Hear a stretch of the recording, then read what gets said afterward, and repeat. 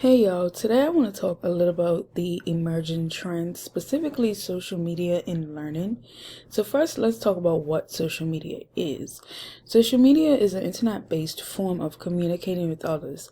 There are a variety of different platforms that people use to have conversations with others, share information, and even share content, or even create content, I should say. Social media platforms are used worldwide, which is a good thing. But they can be used within the education field. So I kind of want to get into how social media is relevant within the education field. So as you know, social media has completely changed the way that we live our lives. I don't know about everybody, but I can speak for myself and say that I use social media, or at least one form of social media, every single day.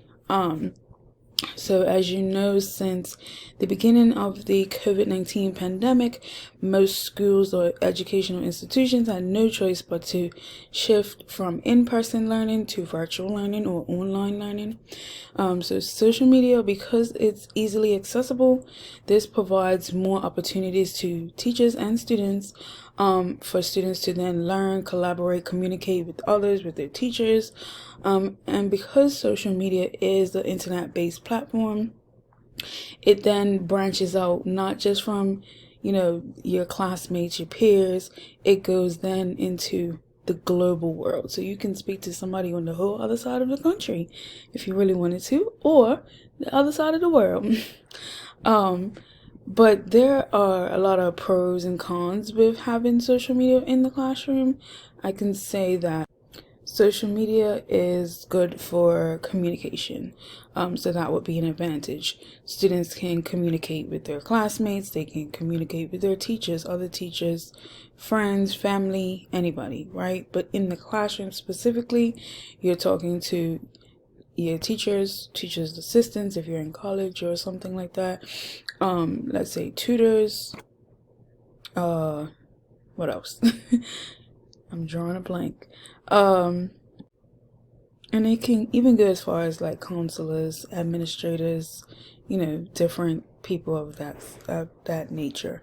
Another advantage I would say would be to share different ideas.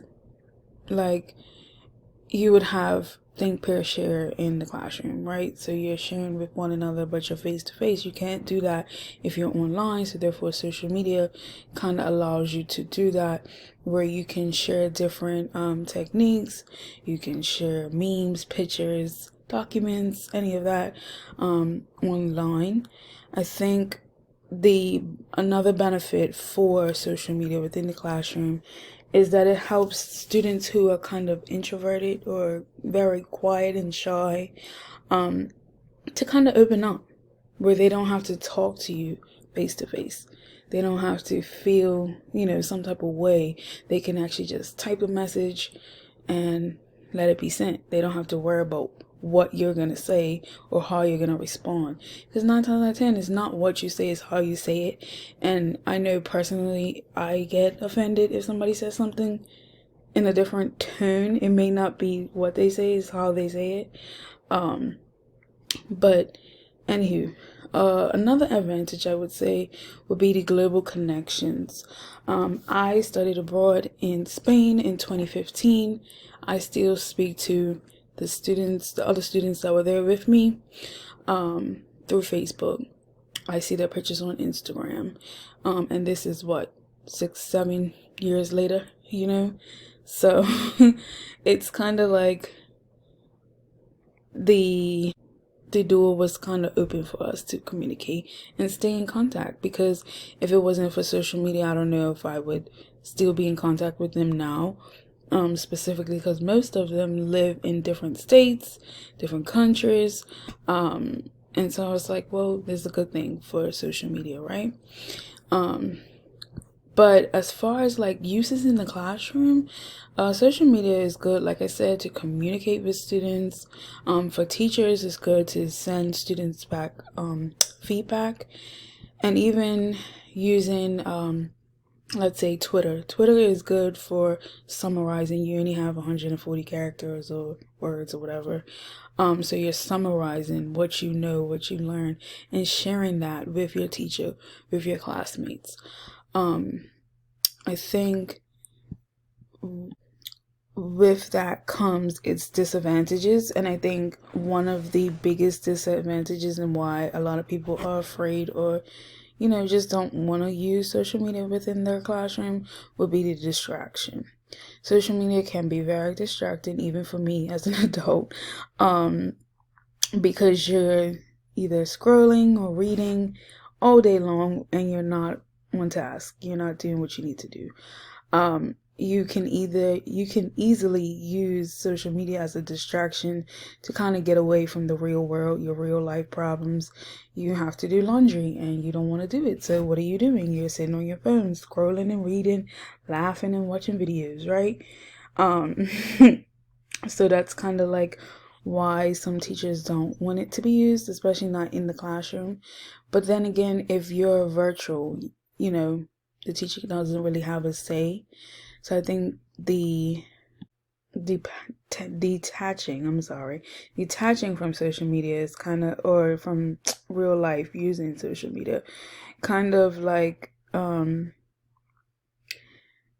it's kind of limited you from distracting with live people who are around you. And I mean, it's good for some people, but others, it's a disadvantage.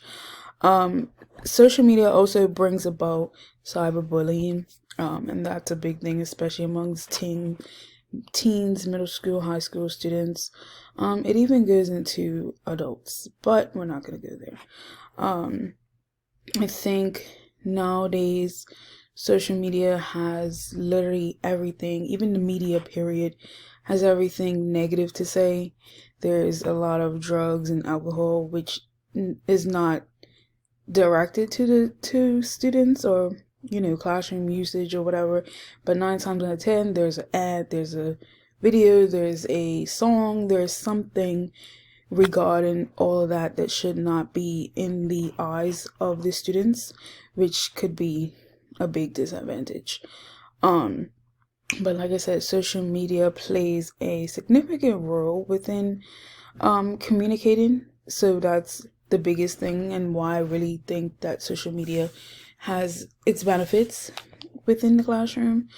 I think for schools and different communities, the local and global connections would be that the schools can use their school websites to connect with family members, or just old students, alumni. They can use their websites to announce events, and we're having a potluck, or we're having just something within the school community to invite other people. Schools and teachers can use Facebook, let's say, just because I know a lot of school districts have a Facebook page. So they can use Facebook to celebrate and promote school events. Like I said, they can share, obviously with the parents' permission, pictures of the students doing good work, volunteering. I know I've seen a couple videos of like recent car washes from different schools. So that's good. At least it's allowing other people within the community to see what these students at this school or this district are doing.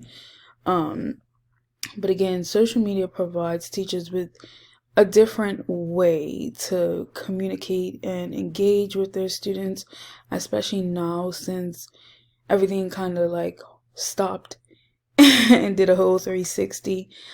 Yes, school is back in person, but the benefits of having virtual learning or asynchronous days is that you have the social media, you have these networks to connect with the students, and which is, like I said, it's new and different teaching methods and learning methods for students.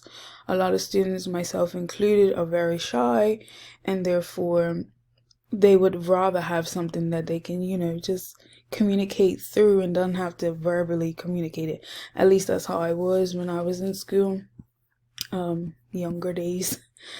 But I think that I would like to share a couple resources. A couple resources that I found useful within the classroom would be Facebook, Twitter, like the Twitter chats that we've had, Instagram, specifically for like parents, teachers and parents, where they can share videos, and even students. I mean, nowadays, not every, but most middle high school students have a Instagram where they share pictures of themselves, and they can use that and caption it, and different things like that. YouTube is a good resource as far as social media, because like we're doing now, I'm sharing a video, but then that allows people all around the world to comment and give me feedback or question what I'm doing and what I'm saying. One that I like to use the most, not specifically school related, but it does have a good bit of educational resources on it, is Pinterest. I think I use Pinterest like every single day for something or the other. And Flipgrid is good as well, but I think the most common resource now for educators is TikTok. I mean, I don't have much to say because I haven't got into TikTok yet, but I've seen so many teacher TikTok videos where they're sharing different things to the students, and their students responding, and back and forth, kind of different tips and tricks from teachers, former teachers to fresh year teachers, and just parents, different useful things that is helpful. So my question to you all is, do you think social media is beneficial to use in the classroom? Now, I know it's not useful for every grade level, but as a whole, do you think social media is useful to use in the classroom? Do you think it is transforming the future of education? Please let me know. Thank you for watching.